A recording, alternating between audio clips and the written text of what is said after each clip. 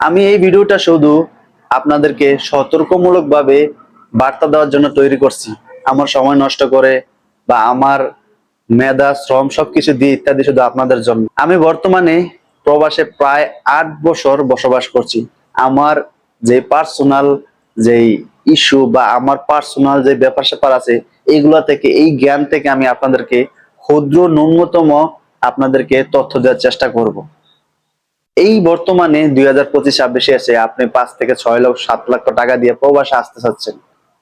আপনি যেই দেশে যান না কেন, মালয়েশিয়া কোন, তারপরে সৌদি আরব কোন, কুয়েত কোন, ওমান কোন, বাহরাইন কোন, ইতালি কোন, যেই দেশে যান কেন, আপনি 1 লাখ টাকা ইনকাম করবেন প্রতি মাসে। সাপোজ আমি ধরতেছি, যদি আপনি ইতালি গিয়ে 1 লাখ টাকা ইনকাম করেন, আপনার প্রতি যাওয়ার সময় 10 লাখ টাকা খরচ করতে হবে।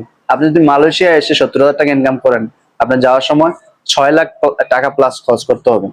এখন আসি, আপনি যত টাকা খরচ করে প্রবাসে আসেন না কেন, দিন শেষে আপনাকে কিন্তু একটা স্যালারি তো পাবেন। আপনি এই আশাটা করে আসেন।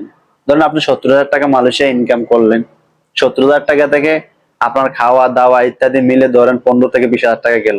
তা মাস শেষে আপনি 50,000 টাকা রাখলেন। মাস শেষে 50,000 টাকা রাখলে প্রতিদিন আপনার 1,650 টাকা বা 60 টাকার মতো আসে পার ডে হাজিরা।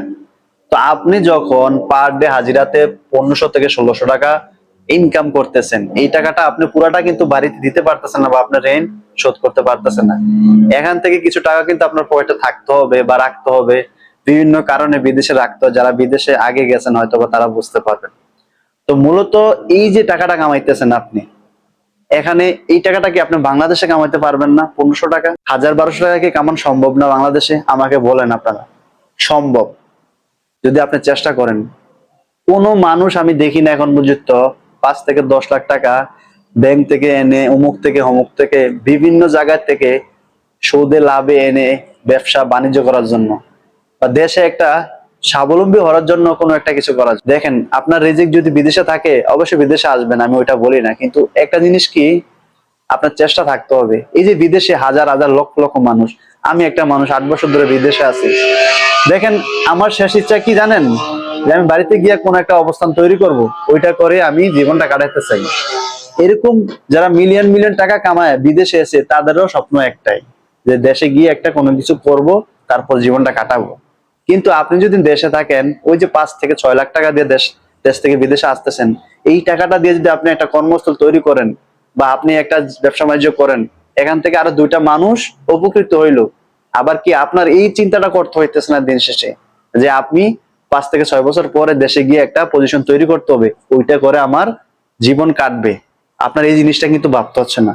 দ্বিতীয়ত, আপনার মায়ের দায়িত্ব, আপনার বোনের দায়িত্ব, আপনার স্ত্রীর দায়িত্ব, আপনার সন্তানের দায়িত্ব আপনি করতে পারতেছেন ঠিক মতো। আপনি 5 ওয়াক্ত নামাজ পড়তে পারতেছেন। দেখেন, একটা কথা বলি, প্রবাসের বাড়িতে আমি 8 বছর আছি, আমার মনে হয় না আমি 20 থেকে 30 বারও শুক্রবার নামাজ পড়তে পারছি।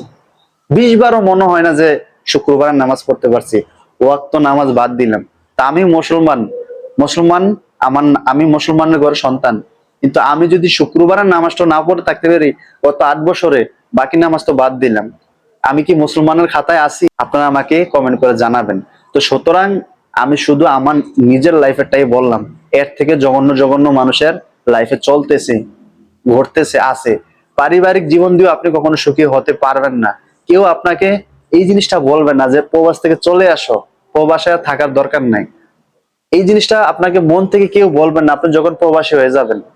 আরেকটা জিনিস কি জানেন? যারা দুনিয়া ব্যতীত, যাদের মায়া আছে দুনিয়া, যে আমার দুনিয়া লাগবে, তারাই প্রবাসটাকে বেছে নেয়। আর অযথা অন্য মানুষ যারা দুনিয়া খেয়াল কামি না, যে আল্লাহ আমাকে যেমন রিজিক দিল, আমি যেটা খাইলাম, যতটুকু আমার ভাগ্যে আছে, রিজিকে আছে, আমার 10 তলা বিল্ডিং এর প্রয়োজন নাই, আমার জমি জমা প্রয়োজন নাই, আমার সামান্য আছে, এটা দিয়ে আমি দিন পার করে দেব, আল্লাহ আমাকে চালাইবো, আমি আল্লাহর দিকে তাকাইয়া আল্লাহর যে বিধানগুলো আছে এগুলো মেনে চলবো। সুতরাং আল্লাহ দেখবেন আপনাকে সঠিক পথে এখান থেকে চালিয়ে নেবে। সুতরাং দিন শেষে আপনি দুনিয়া তো সফল, মরার পরও সফল। আপনাকে এই চিন্তাটা করতে হবে না। সুতরাং প্রত্যেকটা প্রবাসীর মনে যে কত কষ্ট, কত বেদনা, এটা সবাই না জানলেও আমি জানি, আপনারা না জানলেও আমি জানি, কারণ আমি একজন প্রবাসী। আমার একটি প্রতিদিন ফিকির হয়, মানে আমার টেনশন হয় যে আমি কোনো একটা কিছু করতে হবে, আমার কোনো কিছু জানা নাই, অথচ আমি মাস শেষে 70 থেকে 80 হাজার টাকা কামাই। আমি রাখতে পারতেছি না, পরিবারের জন্য, নিজের জন্য কিছুই করতে পারতেছি না, না দুনিয়া না আখেরাত। যারা প্রবাসী হতে চান, যারা আসতে চান, তাদের জন্য এই ভিডিওটা। আশা করি যদি ভালো লাগে অবশ্যই ভিডিওটা শেয়ার করে দিবেন, আমার চ্যানেলটি সাবস্ক্রাইব করবেন, পরবর্তী ভিডিও পেতে আপনার জন্য সহায়ক হবে। ভালো থাকবেন, সুস্থ থাকবেন।